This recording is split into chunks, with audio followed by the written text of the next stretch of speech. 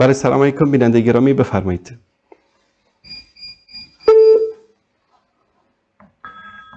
بله سلام علیکم، بفرمایید.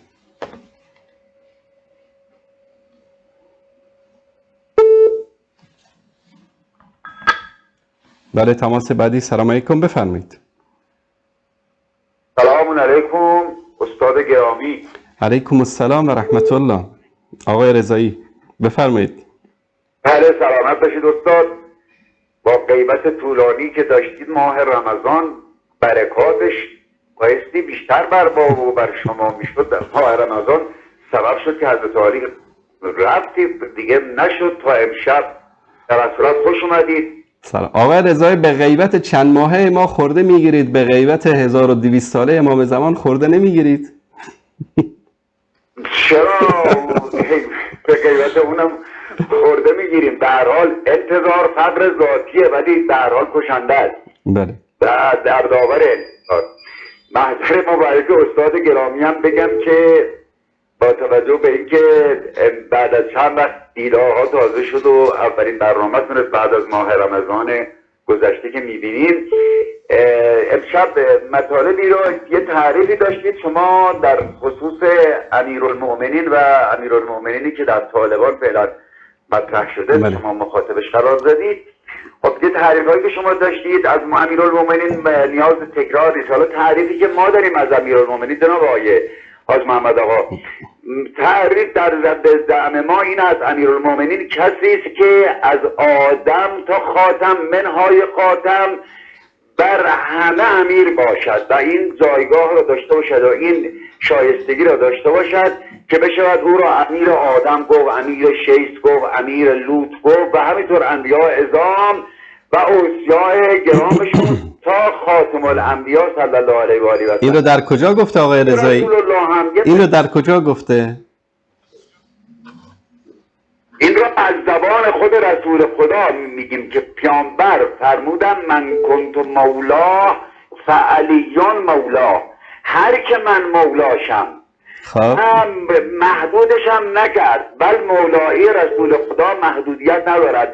از اولین و آخرین رسول خدا بر عوالم، بر فرشته ها، بر ملائکت الله، بر انبیا او مولاست. غیر از این است؟ بله غیر از این است. در کجا گفته که پیامبر بر همه ملائک و پیامبران مولا بوده؟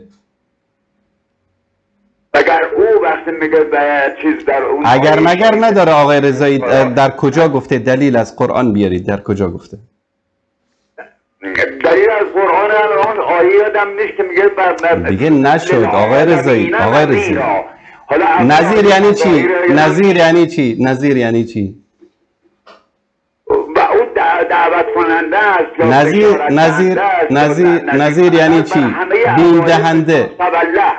نظیر یعنی بیم دهنده. للعالمین نظیرا یعنی برای جنها و انسها، یعنی برای انسانها و جنها چی از بیم دهنده است؟ بشیر، بشیرن و نظیرا یعنی بشیر بشارت دهنده، نظیر بیم دهنده. بیم دهنده از چی؟ بیم دهنده از عذاب الهی، بیم دهنده از عذاب جهنم. دیگه قرار نشد دلایل لایت چسبک بیارید آقای رضایی. چرا لایت مگر این آقای رضایی ببینید قضیه امیرالمؤمنین است. ببینید آیا امارت مؤمنین، امارت بر مؤمنین یعنی حکومت بر مؤمنین، این یکی از ویژگی های اسلام است که در اسلام یک شخصی باید در رأس حکومت قرار بگیره، بر اساس قرآن و سنت حکم بکنه، عدالت رو در جامعه برقرار بکنه. این شخص امیرالمؤمنین است. حالا میخواد علی ابن ابی طالب باشه، عثمان ابن عفان باشه، عمر ابن خطاب باشه، ابوبکر صدیق باشه، یا هر کسی که میخواد باشه از بین مسلمان ها. بله خب جناب آقای محمد آقا، شما یک تعریف مجازی دیگری دارید از امیرالمؤمنین. یعنی ببینید امیرالمؤمنینی که مثلا الان در جامعه اسلامی بعد از پیامبر اومد امارت مسلمان ها را به دست گرفت، خب اول ابوبکر بود، بعد عمر، بعد عثمان، بعد علی.